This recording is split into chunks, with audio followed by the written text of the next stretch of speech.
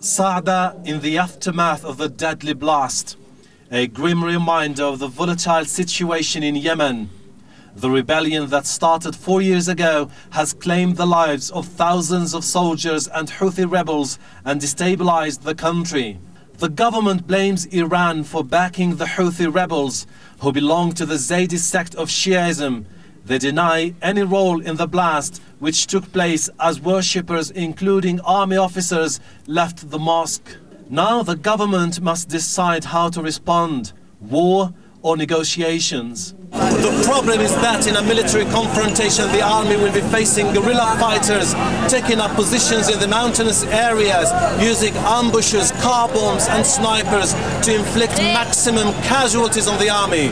Pursuing diplomacy may just send the wrong signal, as if the government is bowing to the pressures of the disgruntled tribesmen.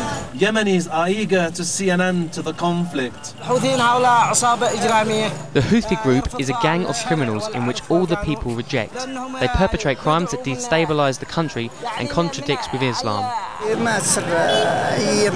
This is not pleasant, but what they are doing cannot affect the unity of the Yemeni people. In the past, the Qataris tried to mediate a deal between the government and the rebels.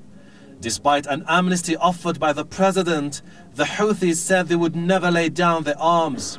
Yemen, one of the poorest countries in the world, has been rocked by a series of attacks by different groups. Strikes against Western targets, violent protests in the south where demonstrators threatened to split from the north, and the rising threat of Al-Qaeda. A decision by the government to deal with the Houthis has to take into account all these considerations. Hashem Ahelbarra, Al Jazeera, Sana'a.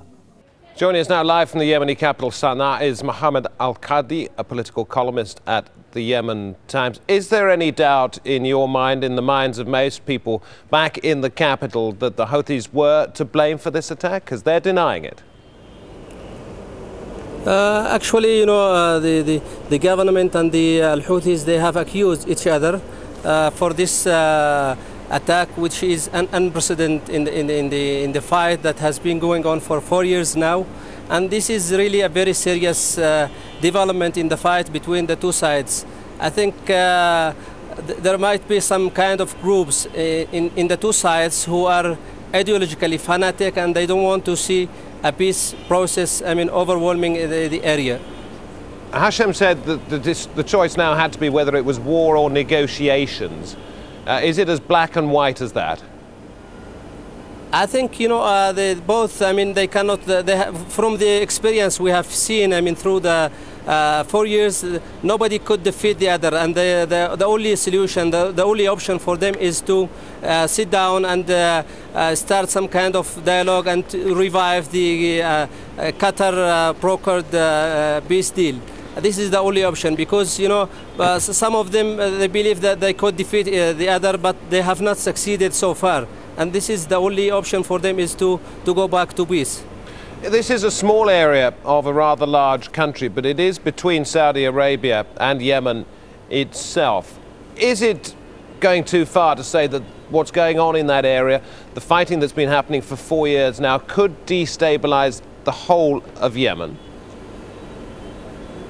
Of course, if such kind of attacks, they continue, if they tend to such kind of operations in their fighting, I think it will destabilize the whole country, because this is a very serious development, as I said earlier, in the fight between the two sides. And I think there are some fanatic groups in the two sides who are not with the option of peace and option of compromise between the two sides. They would like to see more bloodshed, they would like to defeat each other, because they are ideologically fanatic and they don't accept each other.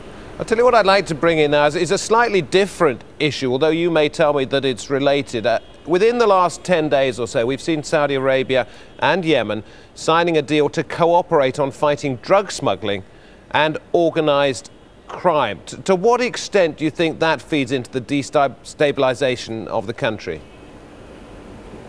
I think the Saudis, they are very much concerned about the situation in Saudi, and they have helped, after the 2 rounds of fighting, to rebuild some of the houses, because it is not in their interest, I mean, that the Saada gets destabilized, because it is on their border, and so many, it will be, if it goes chaotic, I mean, the situation there, it will affect the Saudis directly, because so many people will start smuggling weapons and other kind of stuff like drugs and others. So it is in the interest of the, and ideologically speaking, I mean, because, you know, this is a Shiite group, and the Saudis, they don't prefer such kind of a growing, stronger Shiite group in that part of the country, which might get in touch with some of the Shiite groups in Saudi Arabia. So it is in the interest of the Saudis to get the area stabilized, but at the same time, it is in their interest to get the Al-Houthis cracked down. Fascinating to hear your thoughts. Appreciate your time. Thank you very much indeed.